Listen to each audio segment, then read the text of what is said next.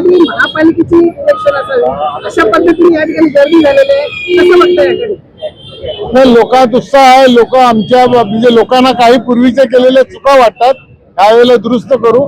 लोक भरभरून मतं द्यायला आमच्या बाजूने येत आहेत आणि त्याचा आम्हालाही आनंद वाटतोय. काल जो प्रकार झाला याबद्दल गुन्हा दाखल करण्यात आलेला आहे ट्रेसपासिंगचा, कसं वाटतं? मला आश्चर्य वाटतं की आपल्या भारतातले संविधान, नेमके कायद्यातल्या तरतुदी की कुठेही चुकीचं काही घडत असेल तर त्याबाबत सजग नागरिकांनी योग्य ती तक्रार संबंधित अधिकाऱ्याकडे यानी पोलिसांकडे केली पाहिजे आणि असे गुन्हे किंवा असा प्रकार टाळण्यासाठी प्रयत्न केला पाहिजे. त्यात आमच्या लोकांनी बेकायदेशीररित्या करोडो रुपये एका ठिकाणी जमा होते, निवडणुकीच्या आदल्या दिवशी ते वाटण्यात येणार होते आणि ही बाब पोलिसांच्या लक्षात आणून ती पकडून दिली. याच्यात तो काय मोठा गुन्हा?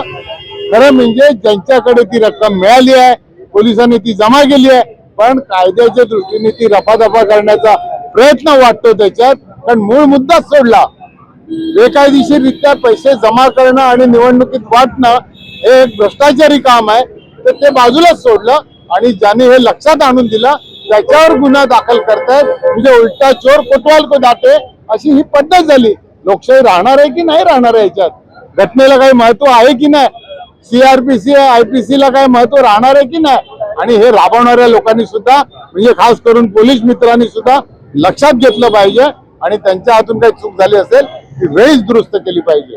धन्यवाद. काय सांगाल, एखाद्या महानगरपालिकेची किंवा विधानसभेची निवडणूक असावी अशी प्रतिष्ठेची ही निवडणूक केली गेलेली आहे, काय सांगाल, कसं बघता याकडे?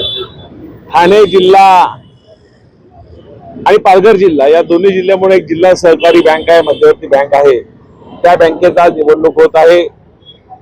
भारतीय जनता पार्टी, शिवसेना, महायुतीचे उमेदवार सर्व रिंगणात आहेत आणि जे 7 उमेदवार आहेत म्हणजे पतपेढीत याच्यातून असेल किंवा हाऊसिंग मधून असेल आणि 2 महिला SC ST OBC हे 7ही उमेदवार 100% भारतीय जनता पार्टीची निवडून येतील.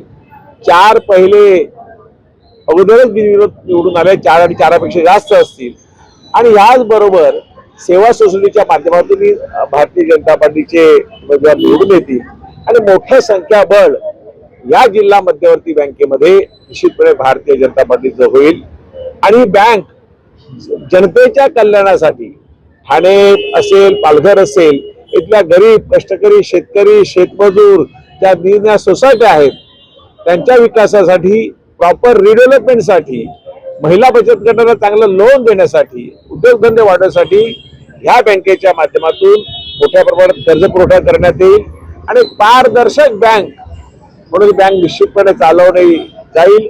आमचे नेते आदरणीय कपिलदादा पाटील या बँकेच्या पॅनलचे प्रमुख आहेत आणि अनेक अनुभवी उमेदवार आमचे आहेत जे उद्याचे आता या बँकेचे संचालक होतील. त्यामुळे अतिशय चांगल्या प्रकारे ही बँक चालेल. तुम्ही सांगितलं की इथे लोकसभा असेल, विधानसभा असेल की नगरपालिकेपेक्षाही चांगलं मोठं वातावरण आहे. लोकांना परिवर्तन पाहिजे, यासाठी लोक मतदार, आम्ही जेव्हा मतदारांकडे गेलो त्यांना सांगितलं, या संदर्भात चर्चा केली, ते म्हणतात की ह्या वेळेला आमचा परिवर्तनाचा मूड आहे.